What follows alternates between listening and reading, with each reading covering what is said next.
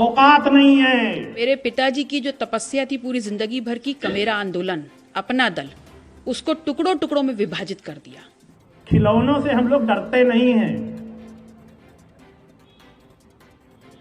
खिलौनों को ना मसल दिया जाता है।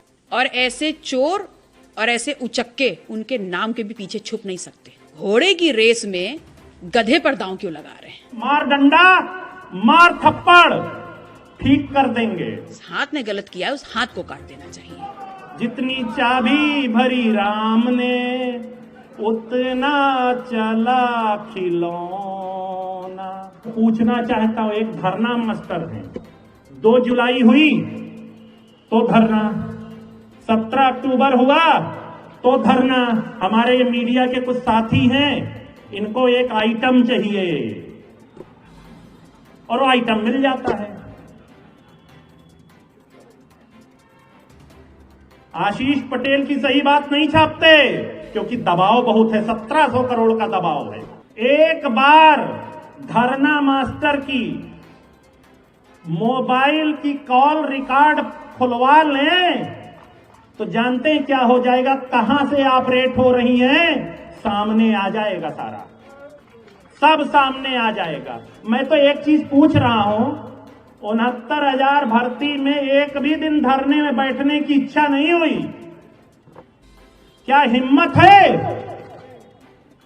कि 69,000 भर्ती का घोटाला करने वाले सचिव बेसिक शिक्षा परिषद के विरुद्ध धरने पे बैठेंगी? औकात नहीं है, क्योंकि जहां से ऑपरेट हो रही, मार डंडा, मार थप्पड़, ठीक कर देंगे।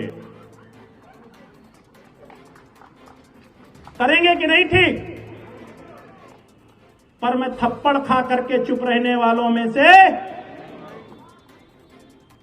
नहीं हूं। और मैं आप सब कार्यकर्ताओं से एक अपील भी कर रहा हूं, मेरी सुरक्षा आप लोग दीजिए, मेरी सुरक्षा आप लोग दीजिए। आप ही मेरी सुरक्षा हैं। मेरे साथ षड्यंत्र बड़े होने वाले हैं। आपके माध्यम से धरना मास्टर को एक बात और कहना चाहता हूं,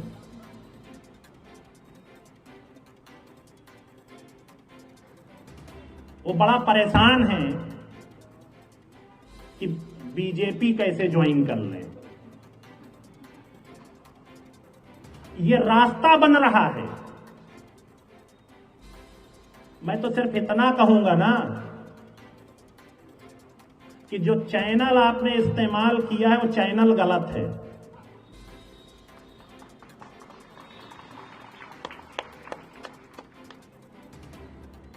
जाइए, प्रधानमंत्री जी के नेतृत्व को स्वीकार करिए, प्रधानमंत्री जी को नेता बनिए, आपका स्वागत है।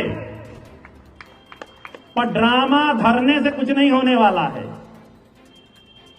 क्योंकि आपने जिस जिसको धोखा दिया है ना, आपसे सब कोई पीड़ित है, आपके साथ कोई है नहीं। मेरा इशारा आप लोग समझ गए होंगे। हमारी नेता की संपत्ति आप ले गई, वो बेचारी चुप है, उनकी छोटी बहन अमन भी चुप है कि चलो ले गई। लेकिन अब आप धरना करके ड्रामा भी कर रही, तो आपका पोल तो खोलना ही पड़ेगा। 6 साल हो गए हैं, छोटी बहन अमन ने 420 का मुकदमा दर्ज किया और सरकार उनको बचा रही है सबसे। तब आप समझ गए होंगे कि धरना मास्टर कहां से ऑपरेट हो रही है। कुछ और बताने की जरूरत है? क्यों भाई? 6 साल में एक केंद्रीय मंत्री और उनकी सगी बहन ने एक कंप्लेंट किया है, आज तक उसमें एक तो सड़ा हुआ आदमी भी उस पर कुछ काम हो जाता है। एक केंद्रीय मंत्री के शिकायत पर आज तक 2 लाइन जांच नहीं हुई। ये है हमारी, तो धरना नहीं देंगी? मैंने आज सब कुछ खोल के बता दिया, कुछ बचा नहीं। जितनी चाबी भरी राम ने उतना चला खिलौना। खिलौनों से हम लोग डरते नहीं हैं। खिलौनों को ना मसल दिया जाता है। ये निर्लज्जता की पराकाष्ठा है। एक पिता की तस्वीर के नीचे बेटी का अपमान, मेरे बाप के नाम को इस्तेमाल करके, मेरे बाप की जिंदगी भर की जो तपस्या थी उनके नाम की दलाली करके आज वो इस मुकाम तक पहुंचे हैं। मेरे पिताजी की जो तपस्या थी पूरी जिंदगी भर की, कमेरा आंदोलन, अपना दल, उसको टुकड़ों टुकड़ों में विभाजित कर दिया, उसको बेचने का काम कर दिया और आज कह रहे हैं सरदार पटेल का वंशज हूं। सरदार पटेल सच्चाई और ईमानदारी के आकाश के धूमकेतु हैं और ऐसे चोर और ऐसे उचक्के उनके नाम के भी पीछे छुप नहीं सकते।